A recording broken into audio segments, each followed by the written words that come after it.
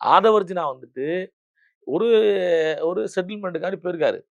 அந்த செட்டில்மெண்ட்டுக்கு அவங்க வேலை குடுத்துருக்காங்க. அந்த அசைன்மென்ட்ட அவர் விஜய வச்சு பயன்படுத்துறாரு. இதுல விஜயும் பாதிக்கப்பட ஆதவர்ஜுன் அவர்கள் விஜய் யூஸ் பண்ணிக்கிறாருன்னு யூஸ் பண்றாரு. சொல்றீங்க. முழுக்க முழுக்க யூஸ் பண்றாரு. இது அது கூட தெரியாத அளவுக்கா விஜய் அவர்கள் இருப்பாங்க?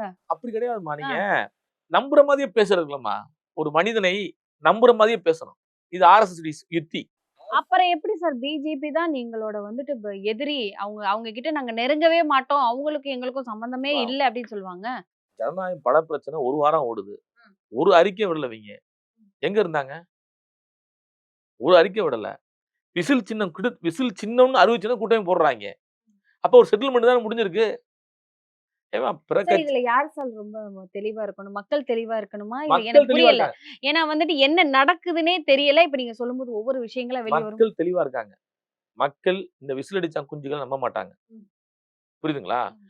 ஆதவர்ஜுனா போன்ற வியாபாரிகள நம்ப மாட்டாங்க. நான் சவாலே விடுறேன். இந்த தெருல விஜய் கூட நிக்க மாட்டாரு. வேற யார் நிப்பா? நிக்க மாட்டாரு. நிக்க முடியாது அவரால. பாருங்க.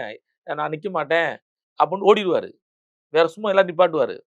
ஏனென்றால் தேர்தல் களம் என்பது வேறு. அரசியல் களம் வேற. மக்கள சந்திக்கணும். நீங்க போய் அந்த டெம்போ டிராவல்ல வேன்ல உட்கார்ந்துகிட்டு கை காட்டக்கூடாது. கீழ இறங்கி வரணும். கீழ இறங்கி கை குடுக்கணும். தெருவுல நின்னு வணக்கம் சொல்லணும். உன்னால அப்படி சொல்ல முடியுமா? எப்படி சார் சொல்ல முடியும்? ஒரு செலிபிரிட்டி ஒரு சாதாரணமா ஒரு ஒரு ஒரு Instagramலயோ, Facebookலயோ ஒரு செலிபிரிட்டியா இருக்கிறவங்க போனாலே அந்த இடத்துல கூட்டமாயிருது. அம்மா, இவரு எப்பேர்ப்பட்ட நடிகர் சார்? அவர் போய் ஈஸியா இறங்கி போ அம்மா முடியுமா நீங்க ரோட்ல? நீங்க எம்ஜிஆர் எப்படி இருந்தாரு? சார் கலைஞர் அந்த ஜெனரேஷன் வேற சார். இப்ப இருக்க அதே ஜெனரேஷன் வேற 10 சார். ஆண்டுகள் அப்ப முன்னாடி மக்கள் தொகை அவ்வளவு இல்ல சார். அரசியல் அறிவு அவ்வளவா மக்களுக்கு இல்ல சார். இப்ப யார் குழந்தைக்கு கூட விஜயகாந்த் எப்படிம்மா அரசியல் இருந்தாரு? தெரியும் சார். விஜயகாந்த் எப்படி இருந்தாரு 10 ஆண்டுகளுக்கு முன்னாடி? மக்கள் நல கூட்டணி ஒரு கூட்டணியில விஜயகாந்த் இருக்கும்போது, அவர் கொஞ்சம் உடல்நிலை சரியில்லாம இருந்தா கூட, மேடையில எல்லாரும் கை குடுப்பாருமா?